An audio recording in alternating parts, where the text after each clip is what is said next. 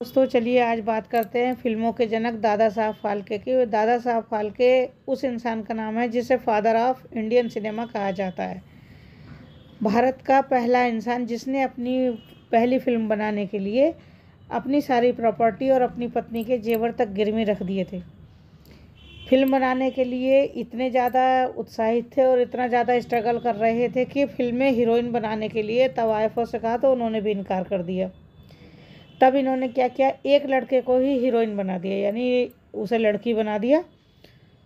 ऐसा उन्होंने एक बार नहीं कई बार किया। फिल्मों में औरतें नहीं होती थी उस समय, शुरू में तो खुद ही सेट पर साड़ी पहनकर लड़कों को लड़कियों जैसी एक्टिंग सिखाते थे, फिर उनसे फिल्मों में काम करवाते थे। तो दादा साहब फाल्के की ज़िंदगी के बारे में आज हम आपको बता रहे हैं। दादा साहब फाल्के वो शख्स हैं जिनके नाम पर भारतीय सिनेमा का सबसे प्रतिष्ठित पुरस्कार दिया जाता है, लेकिन अपने जीवन काल में उन्हें कभी कोई अवार्ड नहीं मिला। एक पुजारी के घर में जन्मे साधारण से बालक थे दादा साहब फाल्के। महाराष्ट्र के नासिक के पास एक गांव में दादा साहब का जन्म हुआ था। इनके पिता गोविंद सदाशिव फाल्के पुजारी थे।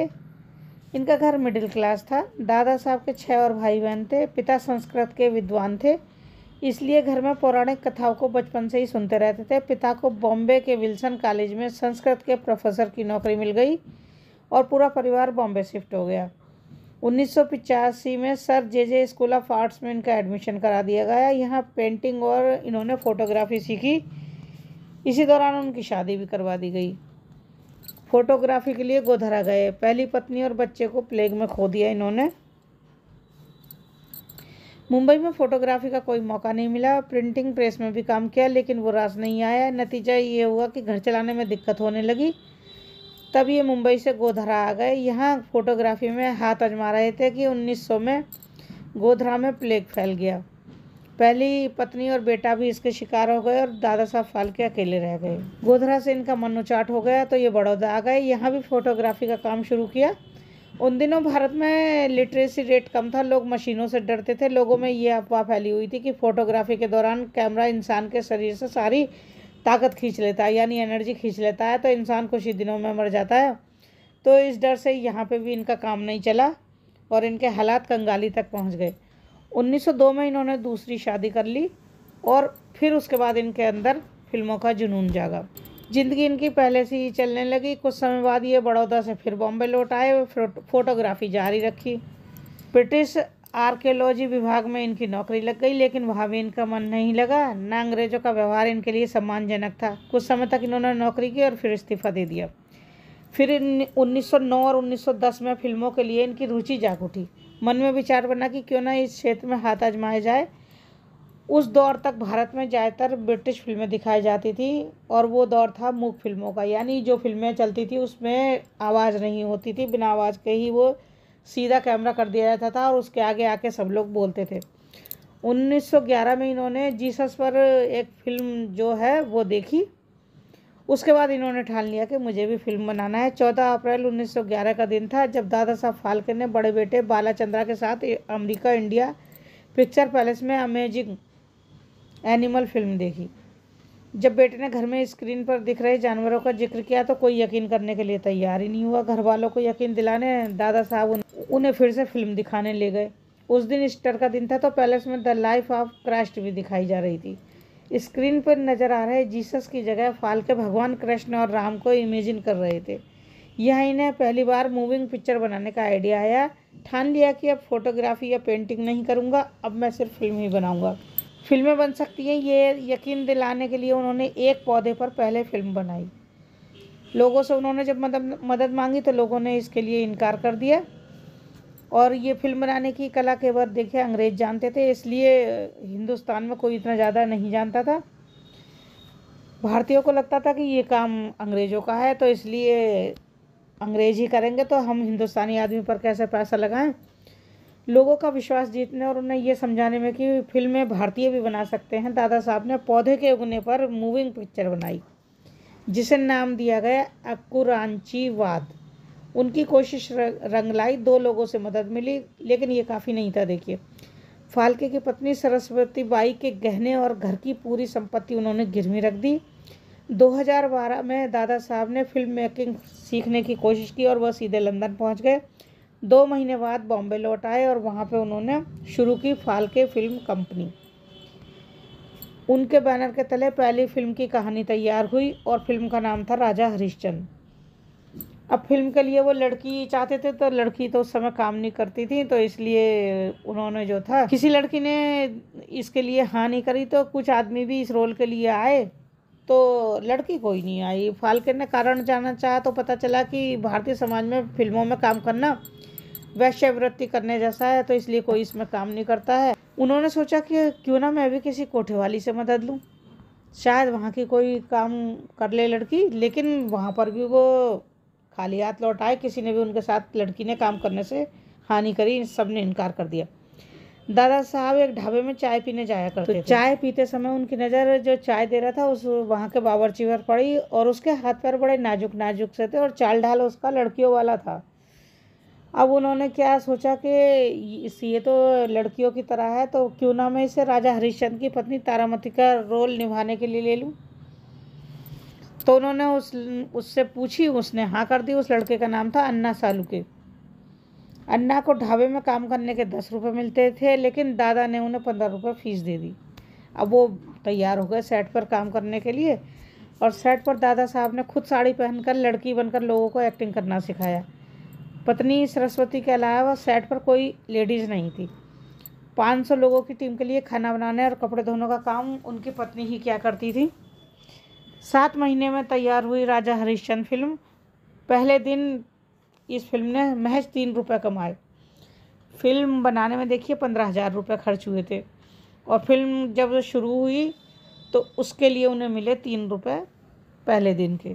6 महीने 27 दिन में 40 मिनट की फिल्म बनकर तैयार हुई। 21 अप्रैल 1913 को ओलंपिया थिएटर में फिल्म को लॉन्च किया गया, यानी उसका प्रीमियर हुआ, और 3 मई 1913 को गिरगांव के कोरोनेशन सिनेमा में ये रिलीज़ की गई।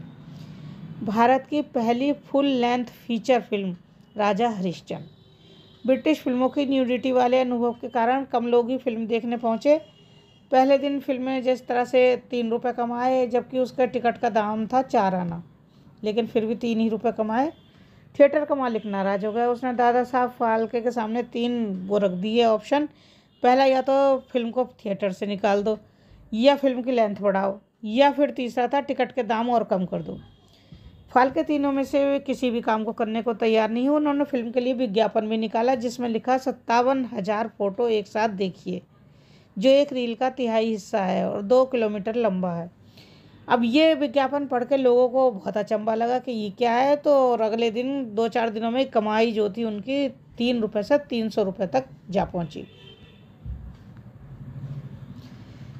और राजा हरिश्चंद्र की रील ना बॉम्बे से नासिक आते हुए गुम हो गई, तो फाल्के ने दोबारा वही फिल्म बनाई, जिसे नाम दिया गया सत्यवादी राजा हरिश्चंद्र। विज्ञापन के बावजूद भी कमाई उतनी नहीं हो पा रही थी जिससे कि 15,000 की लागत निकाली जा सके। ऐसे में दादा साहब फाल्के ने अपनी मदद के लिए लोकमान्य गंगाधर तिलक को आगे आने को कहा। तिलक ने लोगों से अपील की कि वह ये फिल्म देखें। उनके कहने भर से सिनेमाघर में भीड़ टूट पड़ी। कुछ ही दिनों में इतनी कमाई हुई कि फिल्म की लागत निकल गई, फ़ायदा भी हुआ, और अगली फिल्म लंका दहन बनाने पर काम भी शुरू हो गया। और देखिए, जब इन्होंने दूसरी फिल्म बनाई थी जिसका नाम था लंका दहन। इस फिल्म को बनाने में दादा साहब फाल्के को एक ही समस्या का सामना करना पड़ा, और वो था हीरोइन की कमी।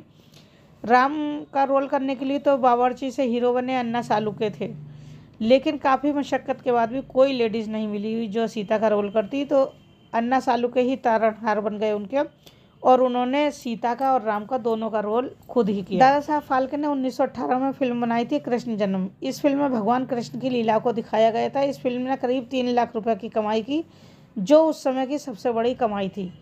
फिल्म का टिकट था 4 आने। ऐसा कहा जाता है कि फिल्म के कलेक्शन से सिनेमाघरों में सिक्कों का ढेर लग जाता था, जिन्हें टाट की बोरियों में भरकर बैलगाड़ी से फाल्के के ऑफिस लाया जाता था।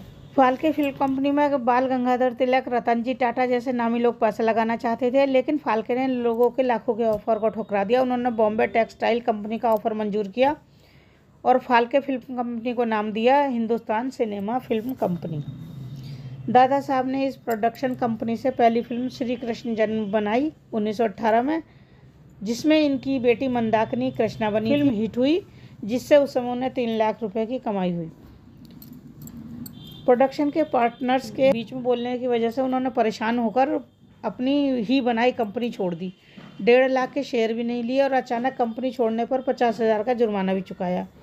फाल्के की गैरहाजिरी में उनके साथ काम किए लोग ही कंपनी चलाने लगे और उन्होंने अपनी रिटायरमेंट अनाउंस कर दी। सालों बाद फाल्के ने वापसी की तो अपनी ही बनाई कंपनी में 1,000 रुपये के वेतन पर नौकरी करके। फाल्के ने मालिकों से अनबन के चलते 2 बार कंपनी छोड़ी।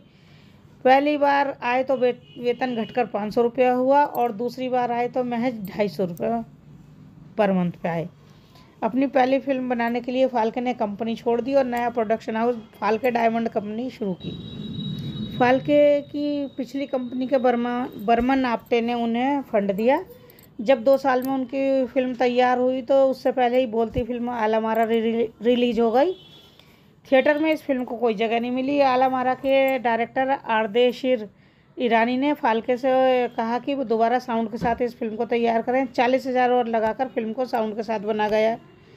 जब ये फिल्म बनाई गई तो ये फिल्म कमर्शियली काफ़ी हिट रही। फाल्के के निर्देशन में बनी इकलौती फिल्म साउंड फिल्म गंगा अवतरण 6 अगस्त 1937 को रिलीज हुई। इसके बाद फाल्के ने हमेशा के लिए फिल्में बनानी छोड़ दी। 73 साल की उम्र में 16 फरवरी 1944 को दादा साहब फाल्के का निधन हो गया। ये भी संयोग रहा कि भारतीय फिल्मों को दुनिया में लाने वाले दादा साहब को उस समय कोई बड़ा सम्मान या पुरस्कार नहीं मिला, क्योंकि उस समय भारत में ब्रिटिश राज था। देखिए, भारत सरकार ने सबसे पहले उनके सम्मान में दादा साहब फाल्के अवार्ड की शुरुआत की। देविका रानी को पहली बार इस अवार्ड से सम्मानित किया गया।